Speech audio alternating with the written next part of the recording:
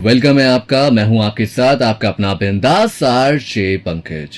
और आज हमारे साथ जुड़ रही हैं हमारी आज की खास अतिथि। आप हैं डॉक्टर मेघा गुप्ता चौधरी। आपके बारे में एक खास बात यह है कि आप Mrs Uttar Pradesh queen of excellence 2024 भी रह चुकी हैं। इसी के साथ ही साथ आप पीएचडी भी कर चुकी हैं एटमॉस्फेरिक फिजिक्स में और बीएड भी कर चुके हैं। एंड आज हमारी अतिथि हैं। स्वागत है मैम आपका। Thank you Pankaj ji. थोड़ा सा मैम आपकी जर्नी के बारे में, अभी पहले इस जर्नी के बारे में बात करना चाहेंगे। Mrs Uttar Pradesh queen of excellence 2024 ये टाइटल आपने जीता, और इसके बारे में थोड़ा सा बताइए कैसे ये सब हुआ।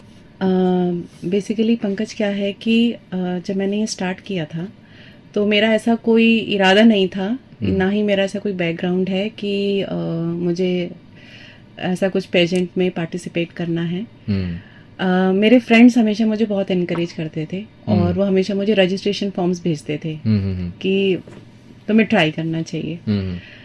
बट मैंने उसको कभी बहुत सीरियसली नहीं लिया, लेकिन कहीं ना कहीं था कि चलो एक बार करके देख लेते हैं, कुछ नहीं होगा तो एक्सपीरियंस ही होगा। तो ऐसे करके मैंने सितंबर में इसका फॉर्म फिलअप किया था। और उसके बाद मैंने ऑनलाइन ऑडिशन दिया। और ये जो है miss and Mrs Uttar Pradesh queen of excellence, ये डॉक्टर आकांक्षा गोगना मैम डायरेक्टर हैं। क्रिएटिव आई फाउंडेशन है एक लखनऊ का, तो वो लोग ये ऑर्गेनाइज कराते हैं। तो हमारा ऑनलाइन इंटरव्यू हुआ और ऑनलाइन इंटरव्यू के बाद मैं फाइनलिस्ट हो गई। तो लगा चलिए अब फाइनल में भी आ गए हैं अब। तो उसके बाद हमारी काफ़ी सारी क्लासेस चली, जैसे कि हमारे grooming sessions, how to walk, how to talk, आपका फिजिकल हेल्थ, आपका मेंटल हेल्थ के बारे में योगा सेशन चले, माइंडफुलनेस के हमारे सेशंस चले, काफ़ी सारे सेशंस हमारे चले। तो बहुत सारे ऑनलाइन सेशंस हमारे चलते थे। फिर उसके बाद अभी हमने रिसेंट 6 और 7 अप्रैल को हमें लखनऊ बुलाया गया। 7 को हमारा फिनाले हुआ था। तो उससे पहले भी हमें वहाँ पे काफ़ी सारी क्लासेस दी गई कि रैंप पे कैसे चलना है, कैसे होता है, सब चीज़ें आपको बताया जाता है, और प्रॉपर हेयर मेकअप, वो सब चीज़ें। तो ये पूरा एक जर्नी रहा। फिर उसमें काफ़ी सारे राउंड्स होते हैं आपके। अच्छा। जैसे एक होता है टैलेंट राउंड, तो आप उसमें जो भी आपकी एक हॉबी है आप उसको परस्यू कर सकते हैं। तो जैसे मैं एक कथक डांसर हूँ। ओके। हाँ जी, तो मैं अभी 6 साल से कथक सीख रही हूँ। Still I am learning. जी जी। और मैं स्टेज परफॉर्म भी करती हूँ अपने गुरुजी के साथ। तो उसने मुझे बहुत हेल्प किया। तो मैंने वही अपना जो सेमी क्लासिकल कथक डांस था, वही मैंने अपना टैलेंट राउंड में दिखाया। और तो वो हमारा एक था, एक costume round, national costume round होता है, इंट्रोडक्शन राउंड होता है। तो ऐसे करके काफ़ी सारे राउंड्स होते हैं और तब जाके ये आपको खिताब मिलता है। क्या बात है। अच्छा मेघा जी, अभी थोड़ा आपसे हम ये भी जानना चाहेंगे, ये जो प्रोग्राम हुआ था और आपने वो जीता भी है, कितनी ही ऐसी महिलाएं होंगी, युवतियां होंगी जो इसी तरह के प्रोग्राम में, इसी तरह के जो कंपटीशन होते हैं उनमें पार्टिसिपेट करना चाहती होंगी, तो कैसे इससे जुड़ सकती हैं, उसके बारे में थोड़ा आप बताएं। हाँ, ये बहुत अच्छा क्वेश्चन है पंकज जी, क्योंकि कई बार क्या होता है ना, हम चाहते हैं करना लेकिन हमें पता नहीं है कि किसको अप्रोच किया जाए, कैसे अप्रोच किया जाए, है ना। तो ये बहुत इंपॉर्टेंट चीज़ है, क्योंकि कई बार क्या होता है कि बहुत सारी चीज़ें हमें मिसलीड करती हैं और कई बार बहुत सारे ट्रैप भी होते हैं इस तरह के जहाँ पे हम फंस जाते हैं जी। तो अगर ऐसा कोई भी है, कोई भी बच्ची है, युवती है, या कोई भी महिला है, किसी भी आयु वर्ग की, अगर वो इस पेजेंट से जुड़ना चाहती हैं या इसके बारे में अगर उनको इन्फॉर्मेशन चाहिए, तो वो मुझे पूछ सकती हैं। मेरी इंस्टा पे मुझे डीएम कर सकते हैं। और जैसे आपने बताया कि कुछ चीज़ों का ध्यान रखना चाहिए, वो क्या चीज़ हो सकती हैं कि किस तरीके से आपको पता ना चले कि आपके साथ कोई ट्रैप हो रहे हैं या कुछ गलत चीज़ें सामने वाले के दिमाग में चल रही हैं और आप उसमें फंसते चले जा रहे हैं, वो कैसे रियलाइज़ करें, वो कैसे पता करें? इसी के लिए मैंने सोचा है कि मेरे को इनिशिएटिव लेना चाहिए, कि क्योंकि देखिए मेरठ में बहुत ज़्यादा अपॉर्चुनिटी नहीं है ऑनेस्टली जी।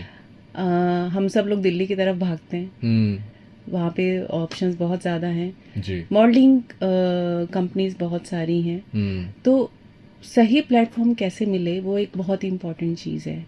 मैं बहुत ज़्यादा फॉर्चुनेट हूँ कि मेरे को सही प्लेटफॉर्म मिला, और उसको हम कैसे आगे यूटिलाइज कर सकते हैं, कैसे और लोगों को एनकरेज कर सकते हैं, महिलाओं को एनकरेज कर सकते हैं जो घर बैठी हैं या जो सोचती हैं, जो सपने देखती हैं लेकिन कर नहीं पाती, उनको कैसे साकार करना है उनको नहीं पता है। तो इसीलिए ये बहुत ज़रूरी है कि थोड़ा सा आप ध्यान रखें, थोड़ा सा विजिलेंट रहें कि किसी भी मैसेज पर एकदम से भरोसा ना करें। जो भी आप देखते हैं, जो भी आप सुनते हैं, एकदम से किसी पर भरोसा नहीं करें जब तक आप खुद जांच परख ना लें। इनफैक्ट फैमिली के साथ भी मुझे लगता है शेयर करना या किसी दोस्त के साथ बिल्कुल। शेयर करना बहुत ज़्यादा ज़रूरी है। बिल्कुल बिल्कुल बिल्कुल बिल्कुल आपका फैमिली सपोर्ट होना चाहिए, आपके साथ लोग होने चाहिए जो जिनको पता हो आप एक्चुअली क्या कर रहे हैं। तो ये ध्यान देने वाली बात है। तो बहुत सारी चीज़ें ध्यान देने की हैं। एज अ मॉडल आप अपना करियर शुरू करना चाहते हैं तो कई तरीके के कॉम्पिटिशन्स होते हैं, वहाँ पर जाकर आप पार्टिसिपेट करते हैं, लेकिन कंपटीशन कितना सही है या नहीं है इसकी डिटेल जुटाना भी बहुत ज़्यादा ज़रूरी है, तब आगे आप अपना कदम बढ़ाएं। अब हम आपसे थोड़ा मैम जानना चाहेंगे, क्योंकि ऐसी कितनी ही फीमेल्स हो सकती हैं जो शुरू करना चाह रही हों, तो क्या चीज़ ध्यान में रखे शुरू करें? पंकज जी, सबसे इम्पोर्टेंट चीज़ है अपने में विश्वास रखना, इर्रेस्पेक्टिव ऑफ कि आप कैसे दिखते हैं, आपकी हाइट क्या है। सबसे पहला जो सबसे इम्पोर्टेंट चीज़ है आपका कॉन्फिडेंस। और लेट मी टेल यू कि जो मुझे वहाँ पर एक और टाइटल मिला था, मिसेस कॉन्फिडेंट का। ओके। तो सबसे इम्पोर्टेंट चीज़ देखी जाती है कि आप कितना अपने को लेकर आप कितना अवेयर हैं और आप कितना कॉन्फिडेंट हैं। जो भी आप बोलते हैं, जो भी आप करते हैं, उसमें आप कितना कॉन्फिडेंट हैं। तो सबसे पहली इम्पोर्टेंट चीज़ है कि आप अपने में विश्वास रखिए। Self love is very important. बिल्कुल। इसके अलावा आप जो प्रिपरेशन कर सकते हैं वो ये है कि आप अपनी एक स्किल डेवलप कीजिए, चाहे वो गाना हो, जिसमें भी आपका जो भी शौक है आपका। जी जी जी। आप पेंटिंग, आपका सिंगिंग, डांस, कोई भी एक हॉबी जिसमें आपको इंटरेस्ट हो, आप कोई भी एक हॉबी को डेवलप कीजिए, आपको बहुत हेल्प करती है। ना कि सिर्फ ये कंपटीशन जीतने के लिए, लेकिन आपको ओवरऑल लाइफ में भी एक ऐसा स्किल ज़रूर डेवलप करना चाहिए जो आपको आपकी मेंटल वेलबींग के लिए बहुत ज़्यादा इम्पॉर्टेंट होती है। जैसे हमको सबको पता है आजकल कितना स्ट्रेस है लोगों में जी। तो ये बहुत हेल्पफुल है। और मैंने भी कथक इसीलिए स्टार्ट किया था। तो आप एक टैलेंट राउंड के लिए आप तैयारी कर सकते हैं। इसके अलावा आपकी कम्युनिकेशन स्किल, आप कैसे बात करते हैं, आप कितना सॉफ्ट स्पोकन हैं, आप कितने काइंड हैं, आप क्या सोचते हैं, आपका माइंडसेट क्या है, हर चीज़ पे आपको, हर एक एस्पेक्ट पे आपको ध्यान देना चाहिए। तो basically it is not about कि हैविंग गुड स्किन और हेयर और मेकअप और फिगर। तो it is all about your overall personality.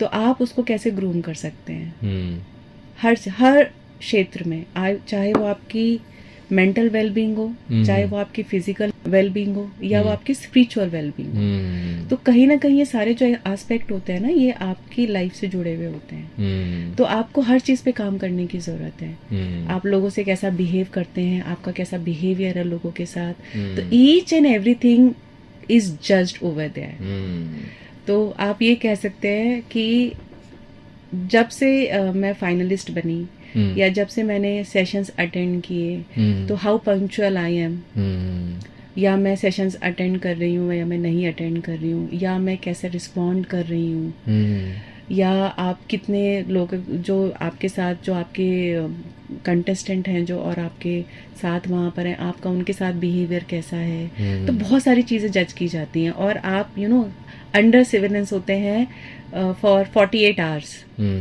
आप पूरा टाइम आपको जज किया जाता है। It is not like that कि आपको सिर्फ एक रैंप वॉक पे जज किया जाएगा। आपको ओवरऑल 2 दिन या 3 दिन के लिए जज किया जाता है। आपका ओवरऑल बिहेवियर कैसा है सबके साथ, आप कंप्लेन कितना कर रहे हैं, आप कितने अनोइंग हैं, बहुत सारी चीज़ें जज की जाती हैं। तो it's good to work on your self. It is not for this pageant, for every aspect of life you can work upon yourself and it's very important. So that is the thing. बिल्कुल। तो hard work, discipline, punctuality and confidence होना ये काफ़ी ज़्यादा ज़रूरी है। थोड़ा सा आपकी अभी एजुकेशन बैकग्राउंड के बारे में भी हम थोड़ा बात करना चाहेंगे। आपने बताया कि पीएचडी आप कर चुके हैं, बीएड भी आपने किया हुआ है, इसके अलावा और क्या किया हुआ है? मैंने पोस्ट ग्रेजुएट किया है, ओके, एमएससी ओके, फिजिक्स में किया है ओके, मैंने। Okay, okay. और मैं एक्स आईआईटीएन हूँ। हम्म। मैंने आईआईटी रुड़की से अपना पोस्ट ग्रेजुएशन किया था ओके।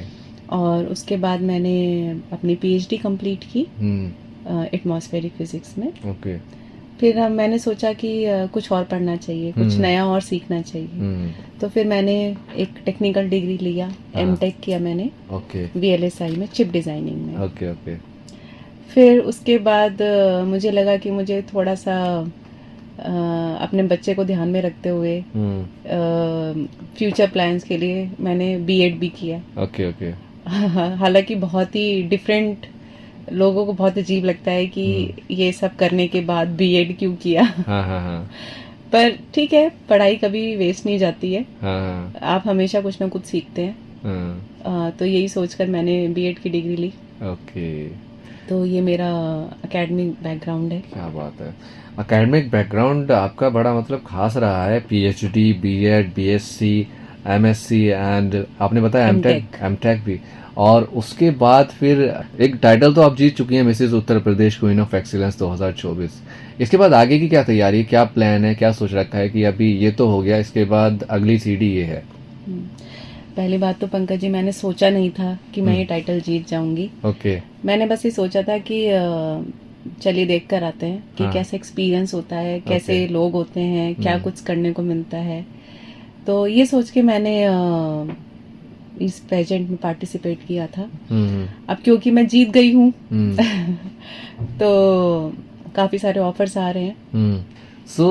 काफ़ी सारी चीज़ें हैं, आपने अपनी एजुकेशन भी की है, अभी ये सब भी कर रहे हैं, कैसे सभी चीज़ें मैनेज करते हैं, थोड़ा उस पर भी हम जानना चाहेंगे, बात करना हाँ, चाहेंगे। ये बहुत इम्पोर्टेंट चीज़ है कि time management is very very much required. क्योंकि मैं ऑलरेडी जॉब में भी हूँ और मैं कथक भी डांस अभी भी सीख रही हूँ, अभी भी कर रही हूँ। और लेकिन मुझे ऐसा लगता है कि ना, आप जो करना चाहते हैं उसके लिए आप टाइम निकाल ही लेते हैं। तो बेटर है कि बैठे बैठे इंस्टा पे रील स्क्रॉल करना या 2 घंटे या 4 घंटे टीवी देखना, उसकी जगह आप अपना टाइम यूटिलाइज कीजिए। और टाइम मैनेजमेंट की जो 2 बहुत इम्पोर्टेंट चीज़ है ना, वो है आप कितना ऑर्गेनाइज हैं और आपकी प्रायोरिटीज़ क्या हैं। तो I think organisation and prioritisation are the 2 major key factor for time management. तो मैं बहुत सारी चीज़ें एक साथ करती हूँ और सब लोग मुझसे पूछते हैं कि आप कैसे करते हैं, ऑनेस्टली। बट हो जाता है, क्योंकि जिस चीज़ में आपका इंटरेस्ट है ना, आप उसके लिए टाइम निकाल ही लेते हैं। तो जैसा कि मेरा एक बहुत ही एजुकेशन बैकग्राउंड है कि मैं कॉन्फ्रेंसेस, वर्कशॉप्स, जो भी एक एकेडमिशियन चीज़ें होती हैं वो सब करना। उसके अलावा एक बहुत ही अलग स्फेयर है एक मेरा, जो मेरा डांस ग्रुप है। मैं स्पंदन डांस ग्रुप से जुड़ी हुई हूँ। ओके। बहुत सारे इवेंट में पार्टिसिपेट करते हैं वहाँ के स्टूडेंट्स। तो एक मेरा बिल्कुल एक अलग स्फेयर है कि वहाँ पे मैं अलग तरीके से लोगों से मिलती हूँ, डांस परफॉर्म करते हैं हम सब लोग। तो जो भी आप करना चाहते हैं, मुझे लगता है आप उसके लिए टाइम निकाल ही लेते हैं और निकाल ही लेंगे। बिल्कुल। तो better to not to waste your time but utilise your time in a better way. And बात भी बिल्कुल सही है, आप जो भी करना चाहते हैं उसके लिए टाइम मैनेजमेंट भी आपको ही देखना होगा। अब मैम इतना सब आप कर चुके हैं और आगे भी अभी भी आपकी जर्नी जो है वो आप जारी ही रख रहे हैं, रुके नहीं हैं, और रुकना इंसान को चाहिए भी नहीं। आपके अकॉर्डिंग सफलता का क्या मंत्र हो सकता है? डेडिकेशन। डेडिकेशन सबसे इम्पोर्टेंट चीज़ है कि हार्ड वर्क तो है ही, लेकिन उस हार्ड वर्क के साथ साथ आप कितना डेडिकेटेड है ना, वो बहुत इम्पोर्टेंट है। बिल्कुल। तो हार्ड वर्क, डेडिकेशन, आप कितना फोकस्ड हैं अपनी चीज़ों को लेकर, और जिस चीज़ में आप लग जाए ना, बस फिर लग जाए जब तक आपको सफलता ना मिले। और क्या है ना पंकज जी, कि सफलता या जो सक्सेस है ना, उसको हर इंसान अलग अलग तरीके से परसीव करता है ना।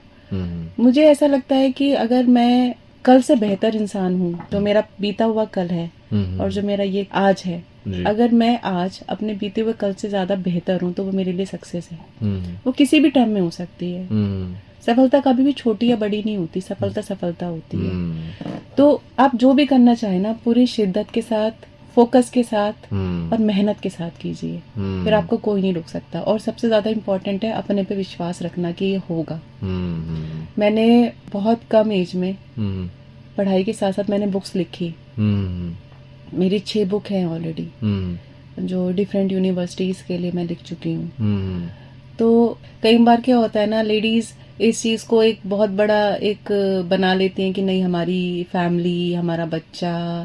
आपका बच्चा कभी नहीं रोकता आपको अच्छा करने से, या आपकी फैमिली आपको कभी नहीं रोकती अच्छा करने से। ये तो हम खुद होते हैं जो बना के रखते हैं बैरियर, कि हम सब चीज़ को इम्पोर्टेंस देते हैं। हम फैमिली को इम्पोर्टेंस देते हैं, हम बच्चे को इम्पोर्टेंस देते हैं, हम अपने रिलेटिव्स को इम्पोर्टेंस देते हैं, बस अपने को इम्पोर्टेंस देना भूल जाते हैं कई बार। तो self love is very important, and there is a difference between selfishness and self love.